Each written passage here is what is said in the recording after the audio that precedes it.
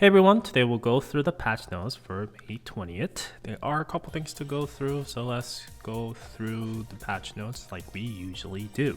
First thing is, of course, we have the new mainstream episode 13, The Law of Creating a World, part 1. So part 2, they did say that the dev notes will be added in June. They said the Act 1 and Act 2 for this should be pretty lengthy compared to other Act we had in the past as well. So they'll be added that, and they'll be also adding hard mode, and the mainstream episode 13 shop will be added as well, since Noelle is going to be receiving her exclusive gear along with this update. Moving on to Noelle, we have some illustration here, and her skill kit's finally revealed. She is going to be SSR Awaken Sniper units, and she is going to be a counter and also Fury units, being able to attack the all range with the 6 cost and origin of stability. So within PvE areas, she should be able to do more damage against the stability enemies.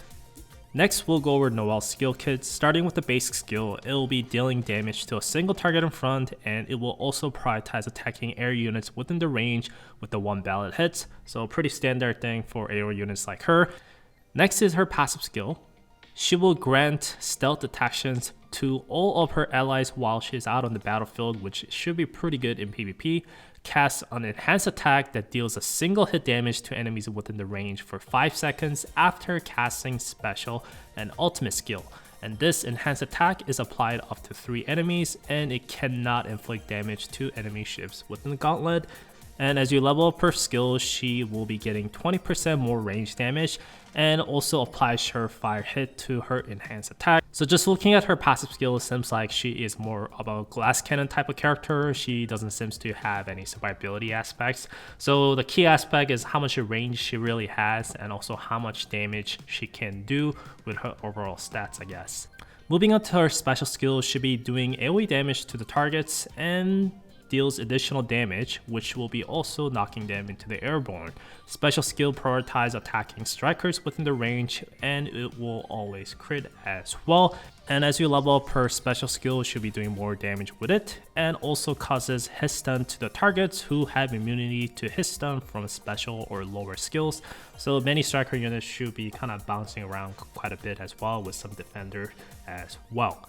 Lastly, her ultimate skill, she'll be doing 4 ballot hits, true AoE damage in front, and as you level up her skill, should be doing more damage with it, and attack speed plus 30% for 20 seconds after casting the skill. My first impression after reading through her skill kit seems like she is much more of a pure glass cannon type of character at the moment, and I think her damage potential should be pretty good, especially against the striker units, since she can pinpoint out the striker units with her special skills, and her enhanced attack should be able to do very good damage against the targets, not to mention it has a surefire hits and such. And the ultimate skill having true damage is always good, not to mention it will provide attack speed buff after casting it. Beside the damage potential, I think everything else is quite lacking for being a 6 cost unit. She does not have any debuff immunity, so she'll be really weak against the sleep units.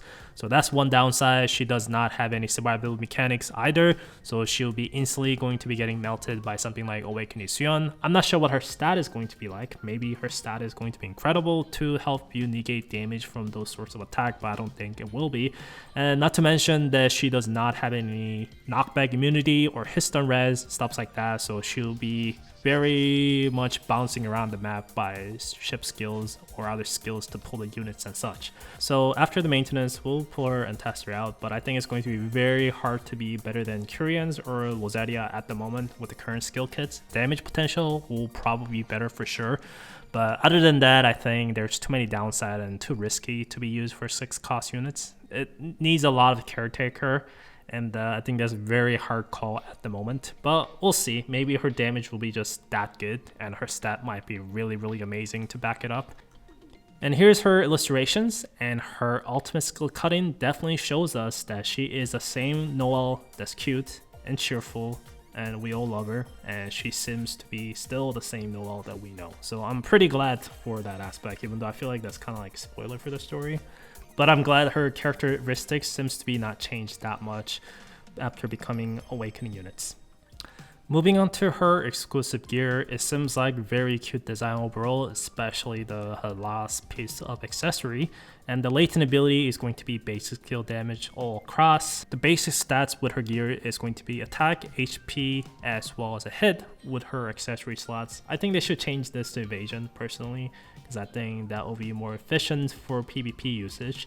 But that's my first impression for the gear as it goes. And for option 1 and 2 is going to be very simple. You want to go for attack speed as well as anti-ground damage. That's going to be no-brainer skill option. You could probably try to go for range damage as well, but most likely I think since she's a fear unit and there is a benefit each time she triggers her special and ultimate skills, so I think stacking attack speed seems like the only logical and most comfy setup that you can use with her. And attack speed set, like I said, is going to be probably the best, or you can try to mix and match with anti-ground damage and attack speed 2 sets as well. If you have really amazing attack speed latent power gears, you might not have to farm this gear pieces, but to minimize the RNG aspects and amount of attack speed these gears give, which I think is 6.8 from option 1, so it's going to be better than most of people's attack speed gear for sure. Not to mention it gives a bit of basic skill damage amp, so I think this gear should be better in most of the situations, but we'll see. But yeah, I will probably try to aim for attack speed sets most likely. We'll also have some contract missions as well, so as you level up Noelles and such, you should be able to get some quartz as well as a cute Noelles trophy as well.